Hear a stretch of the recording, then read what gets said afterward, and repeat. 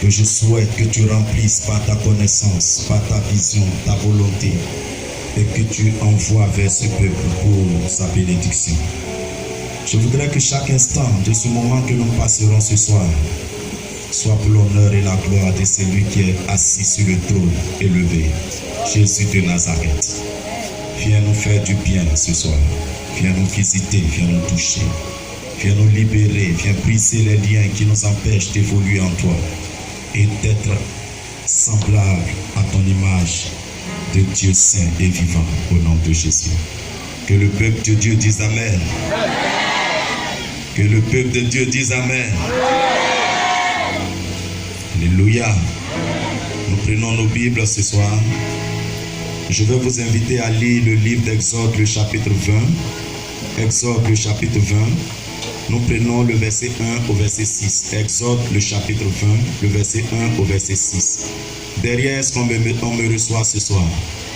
Est-ce qu'il y a des gens sous la bâche? Bon, parmi les gens qui sont sous la bâche, est-ce qu'il y a des disciples de Jésus? Est-ce qu'il y a des amoureux de Christ là-bas? Alors, si vous m'entendez, dites un Amen vivant. Dans toute cette assemblée, est-ce qu'il y a des femmes? Les maris de Magdala, est-ce que vous êtes là ce soir? Est-ce qu'il y a des Déborah dans cette assemblée? Oh, je vais inviter les Déborah à se tenir debout et à donner un Amen vivant à l'Éternel. Alléluia. Alléluia. Je voudrais savoir s'il y a des hommes que l'Éternel a visités ce soir au milieu de nous. Est-ce que les hommes sont là? Les autorités divines, est-ce que vous êtes là? Je vais inviter tous les hommes à dire un Amen puissant à l'Éternel ce soir. Oh, ne permettez pas aux femmes de nous surpasser. Est-ce que les hommes sont là ce soir? Soyez bénis. Je voudrais savoir s'il y a dans ce rendez-vous une jeunesse dynamique ici dans cette assemblée. La Bible dit, jeunes gens, vous êtes forts parce que vous avez vaincu le malin. On ne parle pas des jeunes gens qui ont été vaincus par le malin, mais des jeunes gens qui ont vaincu le malin. S'ils sont là,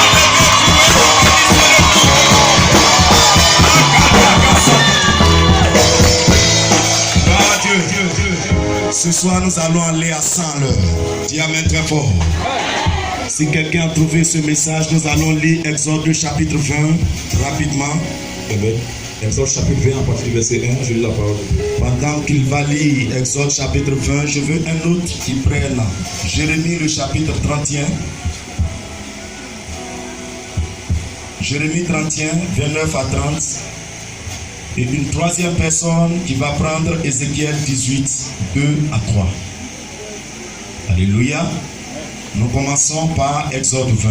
Exode 20, oui, verset 1. Verset 1. Alors Dieu prononça toutes ces paroles en disant. Dieu prononça toutes ces paroles en disant. Je suis l'Éternel ton Dieu. Je suis l'Éternel ton Dieu. Il t'a fait sortir du pays d'Égypte. Il t'a fait sortir du pays d'Égypte. De la maison de servitude. De la maison de servitude. Tu n'auras pas de Dieu devant ma face. Tu as intérêt à ne pas avoir d'autre Dieu devant ma face. Verset 4. Verset 4. Et tu ne te feras point d'image taillée. Tu ne te feras point d'image taillée. Ni de représentation quelconque. Des choses qui sont en haut. Des choses qui sont en haut que tu n'as pas vues. Dans les cieux. Dans les cieux. Qui sont en bas sur la terre. Qui sont en bas sur la terre. Même quand tu vois, tu n'as pas intérêt à les représenter. Et qui sont dans les eaux. Et qui sont dans les eaux. Plus bas que la terre. Plus bas que la terre. Verset 5. Verset 5. Tu ne te prosterneras point. Tu ne te prosterneras point devant ces images. Et tu ne les serviras point. Et tu ne les serviras point. Car moi l'Éternel. Car moi l'Éternel. Ton Dieu. Je suis un Dieu jaloux. Je suis un Dieu jaloux. Qui punit l'iniquité des pères. Qui punit l'iniquité des pères. Sur les enfants. Sur les enfants. Jusqu'à la troisième et à la quatrième génération. Jusqu'à la troisième et à la quatrième génération. De ceux qui me haïssent. Il dit qu'il est le Dieu qui punit l'iniquité des pères jusqu'à la troisième et à la quatrième génération. Et au verset 6. De ceux qui le haïssent. Il punit l'iniquité des pères sur la troisième et à la quatrième génération. Oui. Verset 6. Oui. Et qui fait miséricorde. Et qui fait miséricorde. Jusqu'à 1000 générations. Mais quand un homme se met dans son plan, lui Dieu fait miséricorde jusqu'à la 1000e génération. Quand il s'agit de punir, il punit jusqu'à la troisième et à la quatrième génération. Mais quand il s'agit de bénir, il bénit jusqu'à la 1000e génération. Nous donnons un amen à l'Éternel ce soir. Nous disons gloire à ce grand amour de Dieu pour nous. Nous allons prendre le livre d'Ézéchiel 18, 2 à 3. Si c'est lui qui a trouvé, peut lire Ézéchiel 18, 2 à 3. Ézéchiel 18, 2 à 3. Je veux un homme à la voix imposante pour lire ce passage très rapidement. Rapidement. Ézéchiel chapitre 18, verset 2 à 3. Verset 2 ou verset 3. Pourquoi dites-vous ce proverbe dans le pays d'Israël? Pourquoi dites-vous ce proverbe dans le pays d'Israël? Les pères ont mangé des raisins verts. Les pères ont mangé des raisins verts. Et les dents des enfants en ont été agacées. Et les dents des enfants en ont été agacées. Je suis vivant, Je suis vivant, dit le Seigneur. dit le Seigneur, L'Éternel, l'Éternel. vous n'aurez plus lieu de dire ce proverbe Vous n'aurez plus lieu de dire ce proverbe en Israël. en Israël. Que Dieu te bénisse. Tu vas reprendre encore. Écoutez très bien le message de Dieu. Je vous parlerai de comment briser les liens ancestraux familiales. Je lis la parole du Seigneur. Ézéchiel 18, verset 2 à 3. Ézéchiel 18, verset 2 au verset 3. Pourquoi dites-vous ce proverbe dans le pays d'Israël? Pourquoi dites-vous ce proverbe dans le pays d'Israël, là où mon nom est invoqué? Pourquoi ce proverbe? Les pères ont mangé des raisins verts. Les pères ont mangé des raisins verts. Et les dents des enfants en ont été Et agacées. les dents des enfants en ont été agacées. Je suis vivant, Je suis vivant, dit le Seigneur. dit le Seigneur, L'Éternel, l'Éternel. vous n'aurez plus lieu Vous n'aurez plus lieu de dire ce proverbe. de dire ce proverbe en Israël. Nous allons prendre le livre de Jérémie 31, verset 29 au verset 30. Jérémie 31, verset 29 au verset 30. Jérémie chapitre 31, verset 29. Il dit en ces jours-là, En ces jours-là, on ne dira plus. on ne dira plus. Les pères ont mangé des raisins verts. Les pères ont mangé des raisins verts. Et les dents des enfants ont été agacées. Et les dents des enfants ont été agacées. Mais Chacun mourra pour sa propre iniquité. chacun mourra pour sa propre iniquité. Tout homme, il mangera des raisins verts. Il mangera des raisins verts. Ses dents Ses dents en seront agacées. en seront agacées. Amen. Amen. Amen. Regardez, il y a eu 3 versets, 3 groupes de versets. Le premier verset était tiré du livre d'Exode, le chapitre 20. Et dans ce livre, Dieu dit que lui, Dieu, punit l'iniquité des pères jusqu'à la 3e et à la 4e génération de ceux qui le haïssent. Quelque temps après, le même Dieu qui a dit cela, qui dit que quand vous péchez, vos enfants vont porter la peine de vos péchés. Le péché que le Père fait va se résumer dans la vie du Fils, sera aussi accompli dans la vie du petit-fils, jusqu'à la 4e génération de ceux qui l'ont haï. Ça veut dire que le péché que ton aïeul a fait, ton arrière-arrière-grand-père a fait, jusqu'à aujourd'hui, tu portes le poids de ce péché. Tu n'as pas eu à pécher, mais tu es né, tu as trouvé quelqu'un qui a dévié, automatiquement, tu nais dans le péché, tu nais dans les blocages, tu nais dans les limites, tu nais dans les liens. Et ces liens-là, nous les transportons partout. Je n'ai pas voulu quelque chose, mais je viens au monde, cette chose m'attend. Je ne la veux pas, mais elle m'accompagne.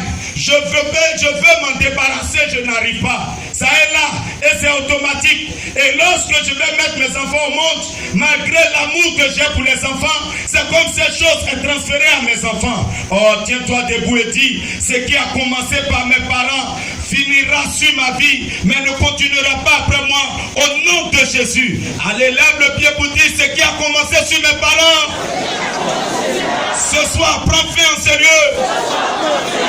Dans le nom de qui? Dans le nom de qui? Alléluia. Tu t'assois dans cette présence de Dieu. Bien-aimés frères, ce que nous sommes en train de dire n'est pas un fait nouveau. Dans notre vie de tous les jours, on le dit. Il y a même des gens qui disent tel père, tel fils, telle mère, telle fille. Pourquoi dit-on cela? On dit cela parce qu'on voit quelque chose que le Père a été et qui se copie dans le Fils. On fait cela parce qu'on regarde, on imagine et on constate des choses du Père dans la vie du Fils. Bien-aimé, ce n'est pas seulement dans notre société africaine, mais dans la parole de Dieu, c'est vérifié. Amen, amen. Dis-moi un amen puissant pour que je te révèle la pensée de Dieu. Dans la parole de Dieu, dans le livre de Genèse, un homme s'appelait Térak. Térak était un puissant monsieur qui a mis au monde 3 enfants. Il a mis Nacor au monde. Il a mis Haran au monde. Et il a mis aussi un du nom de Abraham. Bien-aimé, Haran n'a pas eu la chance de vivre longtemps. Il a mis un enfant du nom de Lot au monde. Et quelque temps après, il est mort. Et il va mettre des enfants femmes au monde. Ses frères, voulant susciter une postérité à ce monsieur, vont commencer à épouser ses enfants. Donc Nacor va épouser un enfant de Naharan. Et vous allez voir que ses enfants seront, c'est la même famille qui se copie. Amen, amen. Et Abraham va prendre Sarai pour femme. Quelque temps après, Abraham, qui était en train de marcher selon Dieu, va arriver dans un pays du nom d'Égypte. Et tellement que sa femme est belle, Pharaon, partout où il passe, tout le monde dit la beauté de la femme. Bien-aimé, Abraham s'est concerté avec sa femme et a dit que si on arrive en Égypte et que le Pharaon te demande est-ce que tu es ma femme, si tu dis oui, ils vont me tuer pour te donner à Pharaon. Donc, il faut mentir pour dire que tu es ma soeur. Ils sont arrivés là-bas et c'est ce qui a été dit. Bien-aimé, Abraham a menti que sa femme est sa soeur. Sarai elle-même, aussi belle qu'elle est devenue stérile. Pourquoi? Parce que Téra, qui était le père d'Abraham, était un adorateur des dieux soleil. Ce monsieur avait une déviation dans son adoration. Donc du coup, puisqu'il n'a pas connu le Dieu d'Israël, le Dieu de la délivrance comme un Dieu, la malédiction était sur sa famille. Voici la raison pour laquelle Téra a mis un grand homme au monde. Téra a mis le père de la foi au monde. Mais lorsqu'Abraham devait devenir Abraham, tout le temps, Abraham a un nom inoubliable dans le monde. Mais Téra n'a pas vu la grandeur de son enfant. Téra n'a pas vu à l'époque où son enfant allait être un homme prospère.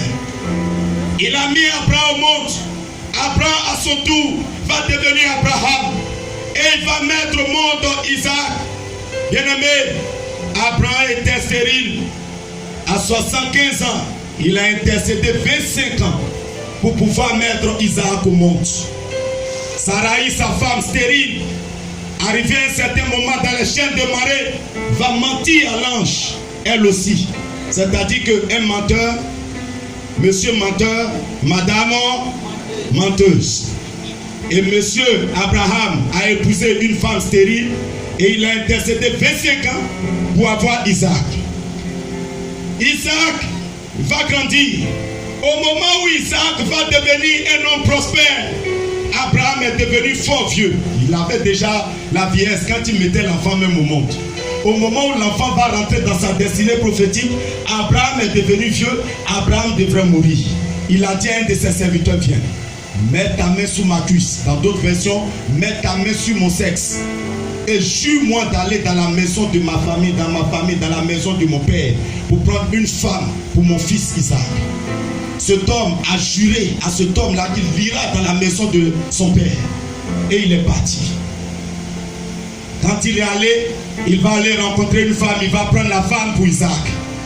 Isaac va épouser Rebecca.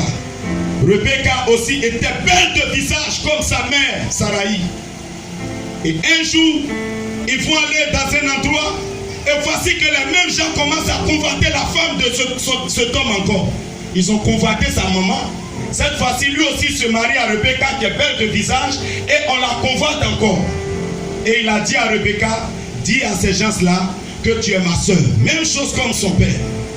Et c'est ce qu'il a dit. Et plus tard, les gens découvrent que c'est vraiment sa femme parce que la plaisanterie qu'il faisait là, c'était la plaisanterie entre mari et femme. Bien-aimé, Isaac va intercéder durant 20 ans parce que sa femme, sa belle femme Rebecca, elle aussi était stérile comme sa mère. Les mêmes problèmes de son père se copient dans les problèmes de l'enfant. Bien-aimé, 20 ans d'intercession pour que cette fois-ci, Rebecca mette au monde un enfant. Rebecca à son tour, comme sa belle-mère, Un jour, pendant que le monsieur est devenu vieux, il a envie de bénir un de ses enfants et son choix se porte sur un du nom d'Ésaü.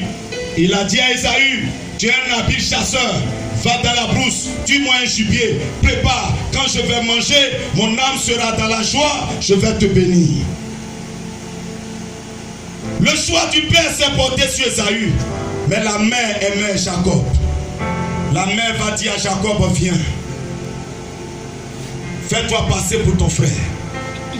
Cette fois-ci, elle va amener son fils à aller blaguer son père. Donc elle aussi, elle a menti comme sa belle-mère. C'est-à-dire que cette identité de mensonge du père d'Abraham se copie dans la vie d'Isaac.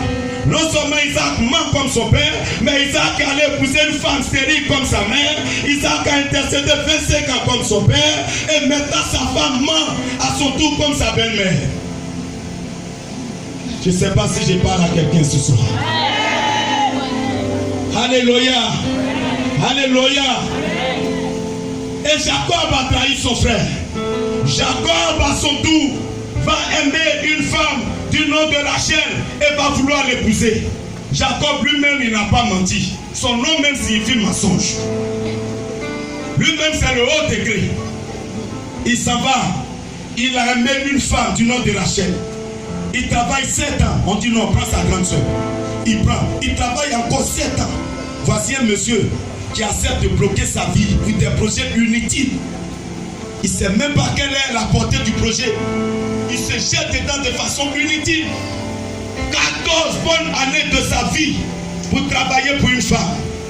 Et lorsqu'il a fini par avoir cette femme et qu'il a épousée, Rachel était encore stérile. Dit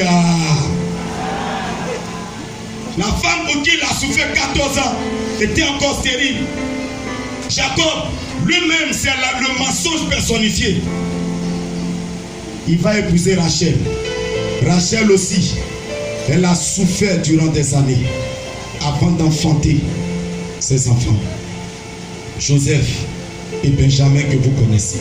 Et lorsqu'elle a mis Benjamin au monde, elle n'a pas duré, elle est morte. Ce que je voudrais vous faire remarquer, Térak, le père d'Abraham, est mort de façon précoce sans voir ses enfants prospérer et lui donner à manger. Sarai, la mère d'Isaac, elle aussi, elle va mourir de façon précoce sans voir la gloire de son enfant.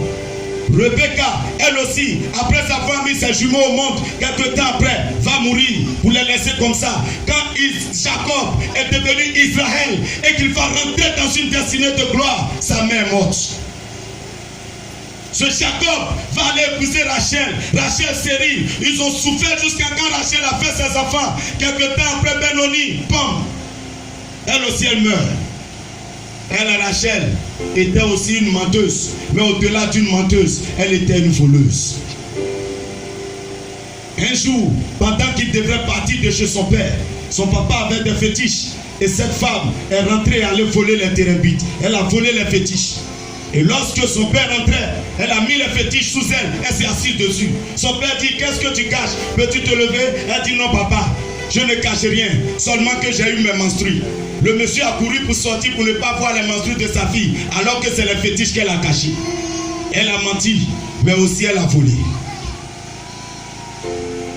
Quand vous regardez, les défauts des pères se copient dans les fils. Les défauts des fils se copient dans les petits-fils. C'est comme il y avait un message qui était dans le sang de ces derniers et que chaque parent transmettait à son enfant de génération en génération. C'est ce que j'appelle ce soir les malédictions générationnelles. Alléluia. Une simple parole. Quand Abraham dit à son serviteur, mets ta main sur ma partie intime et jure-moi d'aller prendre une femme dans ma famille. C'est fini. Une simple parole devient une loi qui rentre dans le sang d'Abraham et qui est transférée au petit-fils d'Abraham. Son fils Isaac, ça va épouser une femme, croyant que c'est son choix. Mais le choix qu'il a opéré est dicté par la loi de la malédiction qui est dans son sang. Vous choisissez souvent des services, vous travaillez dans des endroits, vous avez des choix de mariage, des conjoints qui sont dictés par la malédiction générationnelle qui vous suit. La souffrance que vous avez vu vos parents souffrir, ces mêmes souffrances, vous commencez à les observer dans vos vies. Ce soir, quelque chose de Dieu brisera cette malédiction sur ta vie. Si tu dis Amen, une délivrance descend sur ta vie. Bien-aimé, c'était là la souffrance de génération en génération.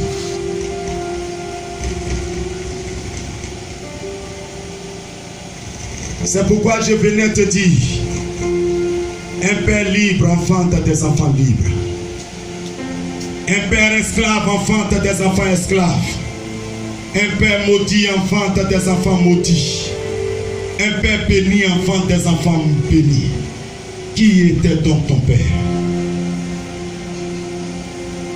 Qu'est-ce que tu as hérité de tes parents ce soir, toi qui es ici et qui m'écoutes? Alléluia. Et qu'est-ce que tu es prêt à transmettre à tes frères, à tes soeurs? Et pourquoi cela est comme ça? Jésus a dit dans la parole de Dieu, inspirée à Moïse, dans le chapitre 20 d'Exode, au verset 1. Je suis l'Éternel, votre Dieu. Vous n'aurez point d'autre Dieu devant ma face. Plus tard, il va dire, c'est moi qui punis l'iniquité des pères jusqu'à la 3e et à la 4e génération de ceux qui me haïssent. Il suffisait donc que quelqu'un pose un acte de malédiction pour que ses enfants s'apprêtent à emporter les conséquences. Et ça, c'était comme ça dans l'ancienne alliance. Alléluia. Permettez-moi de parler avec vous un tant soit peu de ce que c'est que la malédiction. Qu'est-ce qui pouvait entraîner des personnes dans la malédiction? Très rapidement. La première chose qui pouvait engager quelqu'un dans un processus de malédiction, bien aimé, ce n'est rien d'autre que la désobéissance au Seigneur, à la loi de Dieu. Lorsque dans la vie d'un homme créé à l'image de Dieu, il y a désobéissance à la loi de Dieu, automatiquement, cette personne entre dans un processus de malédiction. Et sa souffrance commence. Dans Josué, il est écrit que ce livre de la loi ne s'éloigne point de ta bouche. Médite-le jour et nuit, car c'est ainsi que tu réussiras dans tout ce que tu entreprendras. Ça veut dire que s'il y a une formule pour échouer dans tout ce que nous entreprenons, c'est de ne jamais méditer le livre de la loi. Vous allez comprendre pourquoi il est très facile de prier, mais très difficile de méditer. Pourquoi? Parce que la méditation de la parole de Dieu change ta condition et ta situation, te fait passer de la malédiction à la bénédiction, d'une personne d'échec à une personne de succès. Que ce livre de la loi ne quitte jamais ta bouche. La désobéissance à la loi de Dieu, c'est la malédiction dans la vie d'un homme. La deuxième raison qui peut faire que Dieu peut maudire un peuple, une génération, c'est l'idolâtrie. L'adoration des idoles. Aucune famille africaine n'est épargnée. Bien-aimé, soit c'est le charlatanisme, le maraboutage. Quand on s'en va prendre des hommes pour Dieu, et auprès de ces hommes qui ont eux-mêmes besoin de soutien, on va se prosterner pour regarder ce qu'on va devenir dans l'avenir. Bien-aimé, il n'y a que l'Éternel Dieu lui seul qui peut savoir ce que tu seras demain. Bien-aimé, quel que soit ce que tu traverses, toi qui es là pour la première fois, qui n'a pas encore fait la paix avec le Seigneur, un mortel qui n'a pas Christ en lui peut jamais te dire ce que tu seras demain. Je vois des gens qui donnent des portefeuilles magiques aux gens pour s'enrichir et qui cherchent des clients sur Internet. Paradoxe. J'ai demandé à un qui m'a écrit, combien de personnes riches comptent ta famille? Toi-même qui rends des gens riches, tu cherches quoi sur Internet? Normalement, si tu as l'argent, tu ne vas plus venir chercher clients ici. Appelle tes amis qui font des portefeuilles magiques comme toi. Vous vous mettez ensemble, vous créez une banque magique. Vous donnez des crédits magiques aux gens. Et ceux-là vont devenir des clients avec prospérité magique. Et vous aurez sauvé le monde que vous devenez embrouiller des gens. Il n'y a que des idiots qui peuvent vous écouter. Et des personnes qui ont même fait la confession de suivre Christ s'en vont encore dans ces maisons de maraboutage se prosterner devant ces mortels en train de chercher ce qu'ils vont devenir demain. Qu'est-ce qui a changé dans ta vie depuis que tu visites ces personnes? C'est la malédiction de génération en génération que tu veux ouvrir. Et voici des choses qu'on fait. Que des enfants ont été maudits à leur naissance parce que nos parents ont fait ces choses. Il y a l'occultisme. C'est le fait d'aller consulter, rencontrer des dieux, adorer des dieux pour devenir riche. L'ambition n'est pas mauvaise. Avoir l'argent pour entretenir sa famille. Mais vers qui il est parti? Vers les démons, vers les eaux. Il est allé adorer des bois, des montagnes, pour que sa condition change, pour qu'il ait une promotion au travail. On appelle ça l'occultisme. Aussi longtemps que tu te prosternes pour adorer un Dieu qui n'est pas le Dieu d'Israël, tu es idolâtre. Et à partir de ce moment, c'est automatique. Tu rentres dans la malédiction. Et cette malédiction qui s'applique à toi descend dans la 3e et dans la 4e génération de ceux qui seront issus de toi. Voilà pourquoi si les parents ascendants, des parents de qui tu proviens, ont fait ces choses, aujourd'hui tu vois ta vie ne peut pas te bloquer, ne peut pas avancer, ne peut pas être débloquée, tout simplement parce que ces personnes ont fait ces genres d'idolâtrie là, et cela t'a conditionné. La 3e chose, c'est la désobéissance aux parents. Nous sommes dans un ère où les parents n'ont aucune considération, n'ont aucune importance aux yeux des enfants. Les enfants n'honorent plus les parents. Les enfants déshonorent les parents. J'ai vu même des cas où des enfants ont porté plainte contre leurs parents. Il y a des pays où le droit des enfants contraint les parents à être faibles dans leur éducation parentale. Et cela se voit aujourd'hui, la débauche à outrance dans les rues. Quand on regarde, à partir du moment où le bâton est privé de l'éducation d'un enfant, la nation commence à devenir un dépotoir de personnes psychologiquement à plat. Et vous allez voir, c'est ce que nous voyons aujourd'hui. À 13 ans, des personnes qui deviennent grand-maman à 20 ans. C'est là la malédiction. Bien-aimés, l'insoumission et le manque de respect à ses parents est une malédiction. Regardez bien sur vos ventres quand vous allez aller à la maison. La science a démontré qu'il y a une cicatrice qui ne finit jamais sur le corps d'une personne. C'est la cicatrice du nombril. Et pourquoi Dieu met cette cicatrice? Pour te dire que quelle que soit ta beauté, quelle que soit ta grandeur, quelle que soit ton autorité, c'est que tu es dans la nature, tu étais dans le sein d'une personne, tu étais dans le ventre d'une femme. Bien-aimé, si on plonge quelqu'un dans de l'eau, en moins d'une heure de temps, il est mort. Mais dans le ventre de la mer, nous étions dans un liquide amniotique. Et dans ce liquide-là, comment on parvenait à respirer? La science démontre que c'est par le cordon ombilical. C'est là que tu mangeais, c'est là que tu respirais, mais ce cordon était relié à ta mère. Pour dire que quel que soit qui tu es, tu dépendais de quelqu'un avant de venir au monde. Amen. Voilà pourquoi quand un enfant se lève pour lever le ton contre son père et sa mère, le ciel se ferme sur sa vie. Vous qui avez l'habitude d'insulter vos parents, repentez-vous. Vous qui avez l'habitude de dire que vous êtes élevé que vos parents, repentez-vous. Même si ces derniers sont des sorciers, cela ne te donne aucun droit. Répands-toi, répands-toi, répands-toi, répands-toi. C'est automatique. Il y a aussi quelque chose. Vous n'avez pas le droit de découvrir la nudité de vos parents. Évitez d'entrer dans leur chambre n'importe comment. Un enfant qui découvre la nudité de son père est sous la malédiction. Vous ne devez pas les déshonorer. Je connais un ami qui avait un parent soulard. Mais ce dernier n'a jamais donné le droit à un d'entre nous de dire que son père est soulard. Son papa buvait, il tombait dans les caniveaux. Mais malheur à celui qui dirait que son papa était soulard. Et nous tous, on le respectait pour ça. Il honorait son père. Est-ce que tu honores ton père? Amen. Est-ce que tu honores ta mère? Amen. Est-ce que tu honores tes parents? Amen. Tu dois les honorer. Parce que quand tu ne le fais pas, c'est automatique. La malédiction se rabat sur toi. Il y a une 4e chose, c'est la déviation sexuelle. Ce qui fait la promotion de cette déviation sexuelle à 90%, c'est l'internet qui est révolu aujourd'hui, qui est révolutionné plutôt, et qui est à l'apanage de tout le monde, à la merci de tout le monde. Bien aimé, lorsqu'un homme adore, Dieu se sépare de lui. Dieu s'écarte de lui. Mais lorsque tu es pédophile, lorsque tu es homosexuel, c'est-à-dire que tu es sur la terre, tu es vivant, mais tu marches mort. C'est-à-dire que tu es un mort vivant.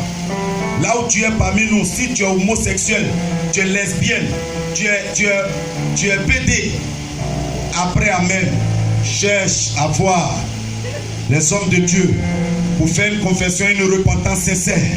Parce que tu es mort, quoi que vivant, tu marches, mais tu es mort. Le bonheur, la gloire même t'abandonne. Qu'est-ce que tu cherches? L'argent. Regardez-les.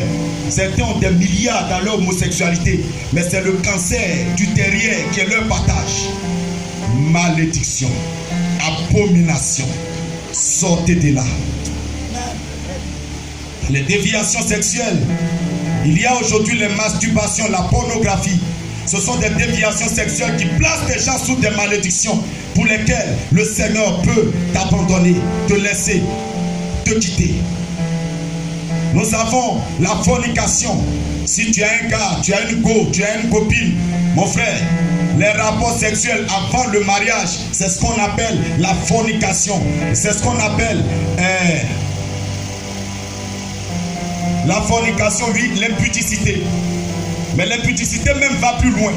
Quelqu'un qui regarde les gens nus, il est impudique. Quelqu'un qui écoute les gens grossiers, il est impudique. Qui regarde les films osés, il est impudique. Donc, toutes ces choses placent des personnes sous des malédictions.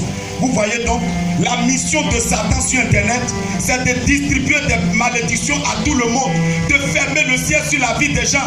Toi, tu t'amuses à regarder Harry, à commenter. Toi, tu t'amuses à regarder Harry, regarder à gauche, à droite et commenter.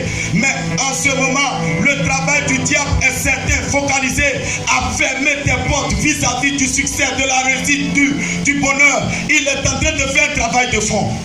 Enfants de Dieu, nous devons ouvrir nos yeux. Il y a la polyandrie. La polyandrie qui prend de l'ampleur aujourd'hui. Nous regardons des films à la télévision dans lesquels la maman et la fille couchent le même homme. Vous voyez des femmes mariées qui n'ont plus de pudeur, qui ont encore un deuxième bureau à côté. Dès lors que tu entretiens ces genres de relations, tu es automatiquement sous la malédiction.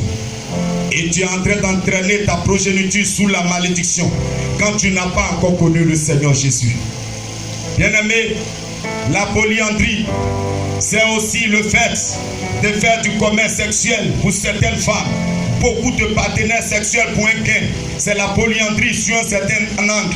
Il y a des peuples qui entretiennent la polyandrie, mais c'est une déviation sexuelle qui expose à la malédiction. Il y a la prostitution. La prostitution, c'est le commerce du sexe. À côté de cela aussi, nous pouvons citer l'inceste. Le fait que dans la même famille, le grand frère et petite soeur couchent ensemble, ou bien des personnes, cousins, cousines, sortent ensemble. Et si vous êtes dans ce genre de lien, c'est de la malédiction. Sortez de là. Sinon, vous êtes en train de fermer, verrouiller votre ciel. Dans les malédictions qui peuvent entraîner les gens dans la souffrance, dans les blocages, il y a des promesses à l'église non accomplies. Oh pasteur, parce qu'il y a la mouvance, lui il a dit je donne 20 000, lui il a dit je donne 30 000, toi aussi tu t'élèves, moi-même je donne 80 000. Et le jour arrive, on dit mon frère, tu dis non j'ai perdu mon petit frère, donc j'ai perdu mon petit frère, donc mon frère, c'est une malédiction. Amen, amen. Fais attention. Les promesses non accomplies, la méchanceté, la cupidité. Si Abraham avait été méchant dans les chaînes de Marie, les anges de Dieu qui passaient, ils n'auraient jamais su que c'était des anges de Dieu pour les héberger. Et c'est après les avoir hébergés que le miracle de sa vie s'est accompli. Alléluia. Ne soyons pas méchants envers nos offrandes. Ne soyons pas méchants envers nos hommes de Dieu. Ne soyons pas méchants envers nos frères en Christ. Soyons libéraux. Alléluia. Alléluia. Pour ne citer que ces malédictions, il y en a plein. Nous allons nous arrêter là. Bien-aimés dans le Seigneur, voici certaines choses que nous pouvons faire et voir le ciel se fermer sur notre vie. Le Seigneur a dit que dès lors que vous accomplissez ces choses, mon Dieu, qu'est-ce que je fais? Je punis votre iniquité, votre péché, je punis. Si la troisième et la quatrième génération de ceux qui vous haïssent, sinon de ceux qui me haïssent. Je lisais la parole de Dieu et arrivé dans le livre d'Ézéchiel, Ézéchiel, qui est un prophète qui a annoncé l'homme des choses à venir. Quand vous le voyez, c'est ça qui pose. C'est très souvent pour annoncer des choses, des grandes choses à venir, des grandes délivrances à venir. Ézéchiel va dire, les parents ont mangé des raisins verts, mais les dents des enfants ont été agacées. Moi Dieu, on ne dira plus jamais cela. Quand le Seigneur suscite Jérémie pour annoncer des choses, des grandes choses à venir, Jérémie aussi va commencer à prophétiser quelque chose. Je voudrais que nous relisons Jérémie, le chapitre 31, le verset 29 à 30. Rapidement.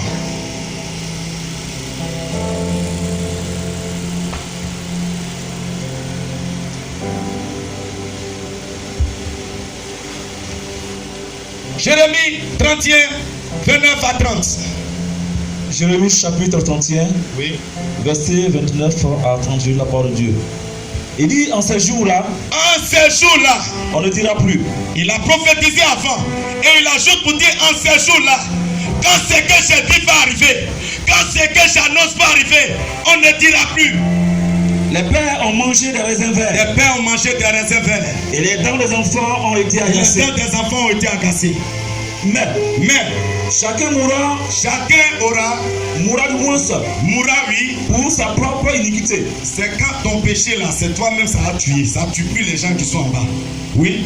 Tout homme qui mangera des raisins verts, Tout homme qui mangera des raisins verts, ses dents en seront agacées. ses dents seront agacées. À quel moment cet homme dit ça? Parce que Dieu ouvre ses yeux. Cet homme annonce un Messie à venir.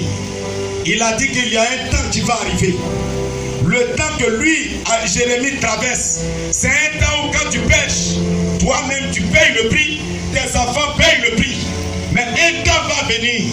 Un homme va précéder ce temps-là. Et cet homme sera en mission. Sa mission sera de devenir une rançon, un sacrifice pour le péché de tout le monde.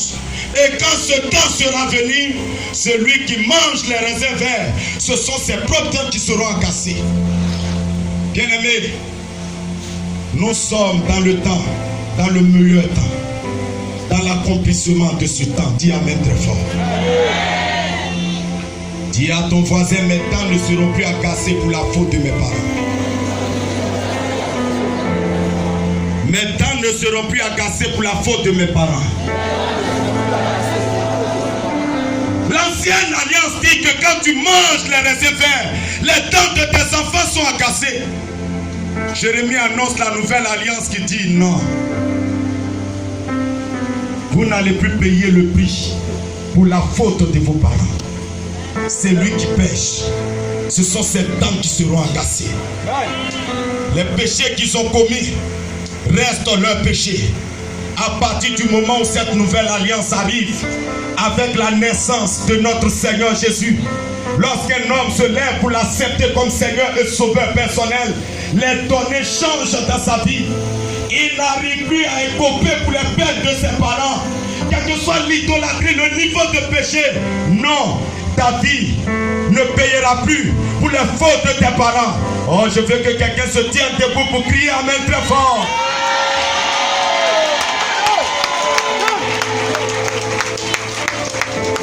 Comment briser les malédictions générationnelles? C'est d'accepter d'entrer dans la nouvelle alliance. L'ancienne alliance nous condamne à la faute de nos parents. Ce qui fait que beaucoup voient que leur vie sur le chemin de leurs parents, c'est parce qu'ils n'ont pas encore accepté la nouvelle alliance. Pourquoi je dis cela? Il faut accepter de naître de nouveau. Le fait d'être à l'église ne fait pas de toi quelqu'un qui est né de nouveau. Mon frère, ma soeur, tu peux vivre dans une malédiction étant dans une église où Jésus-Christ est. Je vais te dire pourquoi. Pierre a dit, si tu es vraiment Christ, accepte que je marche sur l'eau comme toi. Et il a commencé à marcher sur l'eau. Mais j'ai vu Pierre se noyer devant Jésus. vous pouvez vous noyer dans vos péchés devant Christ. Si vous ne confessez pas ces péchés et les laissez, vous pouvez vous noyer dans une église là où le Seigneur est. Si vous n'avez pas abandonné vos fautes et vos transgressions pour accepter le Seigneur comme Seigneur et Sauveur personnel, vous allez vous enfoncer dans cette eau alors que Christ est devant vous. Comment être devant Dieu et se noyer dans l'eau alors que celui devant qui tu es marche sur l'eau? Le Créateur qui marche sur la créature. Nous devons naître de nouveau. Nicodème, ce grand enseignant de la parole, a dit: Seigneur, comment à mon âge je rentrerai encore dans le sein de ma mère? Le Seigneur lui a dit non. Il faut naître d'esprit, d'eau et d'esprit. Alléluia. La première chose qu'il faut faire pour briser la malédiction sur notre vie, c'est de naître de nouveau. Nous devons naître d'eau par le baptême. Le baptême, c'est: j'abandonne mes fautes aujourd'hui, je meurs avec mes péchés. Quand on te plonge, tu meurs avec tes péchés et tu ressuscites avec Christ. Ta vie ancienne reste au fond de l'eau. Nombreux sont parmi nous beaucoup qui ressuscitent avec leurs péchés. Ils rentrent dans l'eau sous l'art. Ils ressuscitent sous l'art. Ils rentrent dans l'eau fumeur. 2 mois après, ils ressuscitent fumeur. Il met un pied dans le Seigneur. Après, il retire. Après, il met l'autre pied. Après, il retire. Toute sa vie n'est qu'une vie de Seigneur, pardonne-moi, Seigneur, pardonne-moi. Il a fait une banque de sang chez lui à la maison. Une piscine du sang de Jésus dans laquelle il nage matin, il nage le soir. Il nage matin, il nage le soir. Un chrétien a dit: c'est celui-là qui a rendu Jésus anémié. Parce que ce sang-là, il a utilisé, c'est lui seul qui utilise matin, qui utilise le soir. Lorsque nous sommes nés de nouveau, bien-aimés, le péché devient si rare que la repentance à l'Éternel est très rare dans notre bouche. Si bien que lorsque vous fautez, lorsque vous dites: Seigneur, pardonne-moi, le Seigneur se rend compte que réellement, c'est quelqu'un qui est rare à faire le mal. Quelle est cette nouvelle vie que nous entretenons dans le Seigneur, dont on est obligé de vous exhorter pour prier le soir avant de dormir? D'autres ont déjà 1 an d'expérience de sommeil sans prière ici, là où ils sont. Pourtant ils sont nés de nouveau. Ils appartiennent à une église où Jésus est vivant, mais eux-mêmes ils sont morts à côté d'un Dieu ressuscité. Alléluia. Jésus a dit à Nicodème: tu parles beaucoup de la loi, de la religion, mais le christianisme est un style de vie. Tu dois changer. Tu dois mourir dans tes fautes, ressusciter avec Christ. Tu dois reconnaître Jésus comme Seigneur et Sauveur personnel. À partir du moment où vous le reconnaissez comme Seigneur et Sauveur, beaucoup de sacrifices s'arrêtent. Parce qu'au poteau de la croix, Christ a dit: tout est accompli. La croix est un système, est une machine que Jésus a donnée à ce monde-là. À travers quoi nous passons pour être changés et transformés. Vous savez, dans le désert, le peuple d'Israël a péché. Et ce peuple-là, Dieu a fait un serpent d'airain. Il a piqué hors du camp. Il dit: quand vous regardez le serpent d'airain, vous êtes automatiquement béni, délivré, restauré. Et ce même serpent d'airain, c'est ce que Jésus a été à Golgotha, sur cette montagne, hors de cette ville, pour que, à travers le poteau de la croix, lorsque la malédiction de ton père vient, bien-aimé, souvenez-vous, la gloire de Dieu accompagnait Israël. Et la nuit, cette gloire devenait une colonne de feu qui se mettait entre le peuple juif et le peuple des Égyptiens. Bien-aimé, il se mettait au milieu pour protéger le peuple.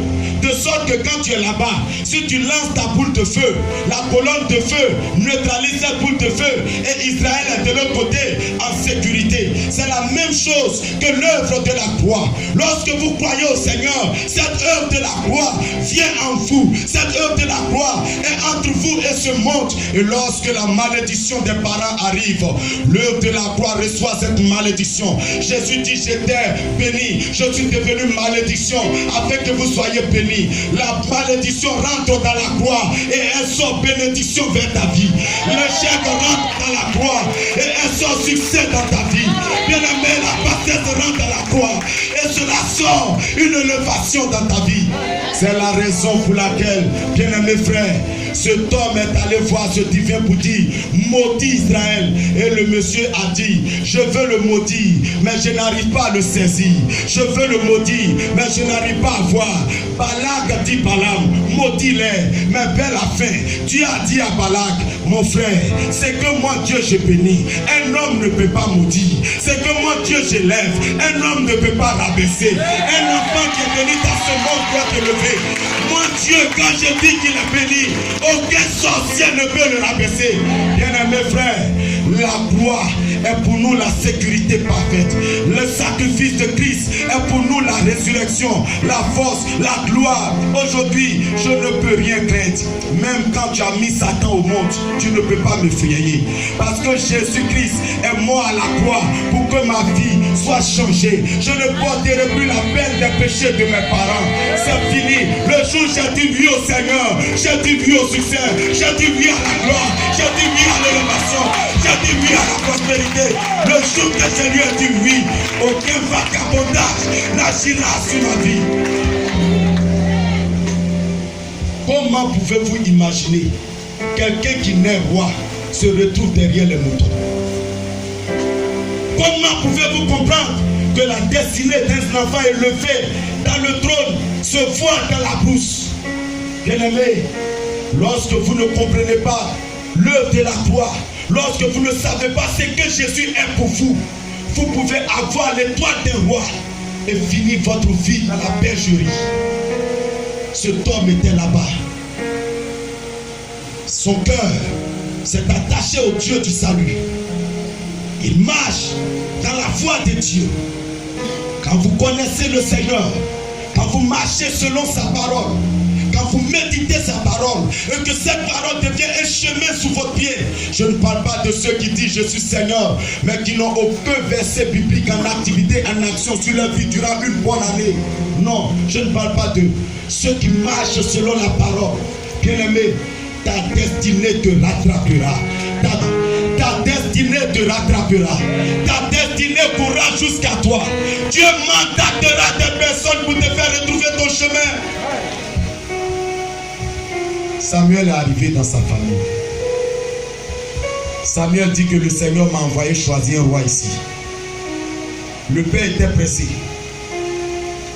Il dit allez, viens ici. Le premier, le plus costaud. Il dit place-toi là. Quand je regarde Israël, un grand peuple comme ça a besoin d'un roi grand détail. C'est toi que je vois. Quand il est arrivé devant le prophète dit je ne l'ai pas choisi. Dieu ne l'a pas choisi. Le deuxième vient, Dieu ne l'a pas choisi. Jusqu'au dernier, Dieu ne l'a pas choisi. Le prophète lui-même, il est confus. Et il lui demande, sont là tous tes enfants? Le monsieur répond non. Il y a un dernier. Il est en brousse. Celui-là, il est tellement bandit, tellement effronté. C'est le seul qui n'est pas allé à l'école. Tous ses frères ont fait des grandes écoles de guerre. Mais ce dernier a refusé d'aller à l'école. Il ne suit jamais les conseils des parents. Il est toujours en train de prier dans les coins de la maison. Il est toujours en train de parler sur la nuit. C'est cet homme-là qui gêne et qui prie, on ne sait pas pourquoi. Cet homme-là, il est derrière les moutons. Le prophète a dit, allez-y le chercher. Tant qu'il ne vient pas, le sacrifice ne sera pas fait. Dès que cet enfant, que les parents ont choisi comme destinée, la bergerie est sortie.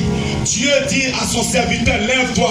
Voici ce monsieur qui conduira tout Israël. Je ne sais pas si je parle à quelqu'un dans cette assemblée. Les hommes peuvent t'envoyer quelque part, disant que ta destinée est ici ou là.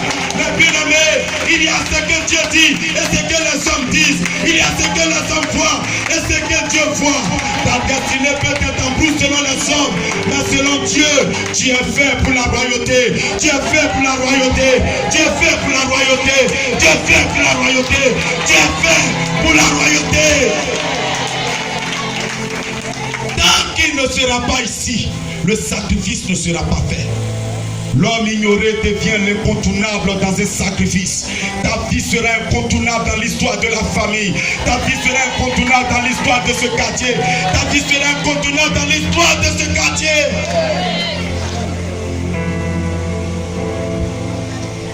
On doit le vendre. Il n'a plus d'importance. Parce qu'il a eu un rêve. Ses frères l'ont vendu. La malédiction voulait s'exécuter. Mais voici un jeune homme qui a rencontré le réel Dieu d'Israël. Face même au plaisir, il a dû abandonner ses habits dans les bras de la femme de Potiphar pour couvrir sa vie chrétienne. Il y a ce chrétien-là qui est prêt à sacrifier cette vie devant le plaisir. Mais il y a un autre chrétien qui est prêt à défendre sa vie chrétienne, même au péril de sa vie. Quel que soit ce que tu lui présentes, cette foi chrétienne remonte dans sa vie. Il est prêt à tous les sacrifices pour couvrir sa vie. Ésaü a vendu son droit d'aînesse. Jacob le lui a volé. Il y en a qui ne connaissent pas l'importance de ce que Dieu leur donne. Mais il y a des gens qui en connaissent l'importance. Ce jeune homme a payé le prix en Égypte.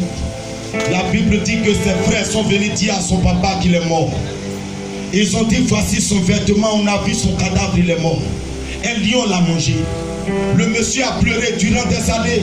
Il a pleuré son enfant. Cette tunique unique qu'il a fait avec quelques couleurs.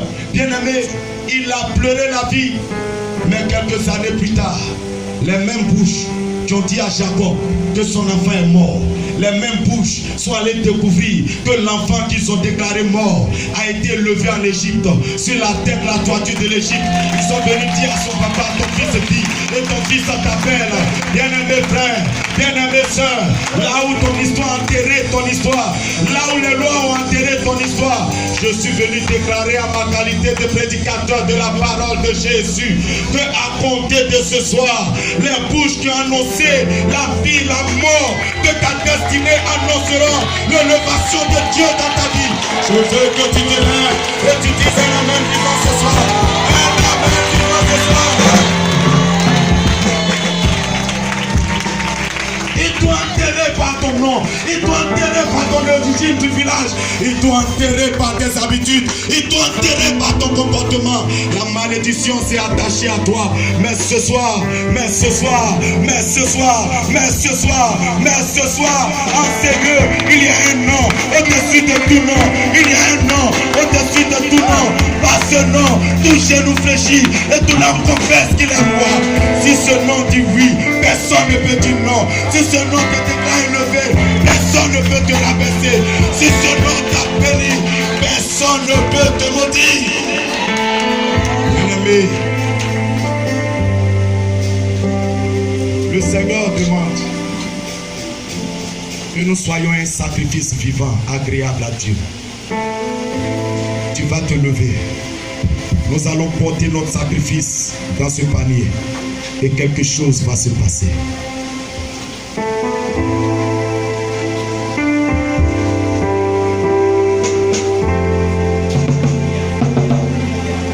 Rapidement, rapidement.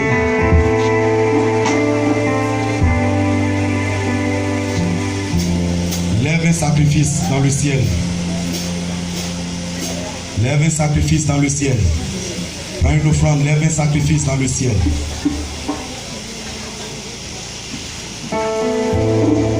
C'est ici que la malédiction générationnelle va tomber. Dis Seigneur Jésus, je viens à toi ce soir. Le sacrifice à la main. Je viens sacrifier ce soir. Je viens sacrifier ce soir. Ce taureau de grande valeur à tes pieds. Père, je te rends grâce. Je rentre dans la nouvelle alliance. Cette nouvelle alliance dit: si mes parents mangent leur raisin vert,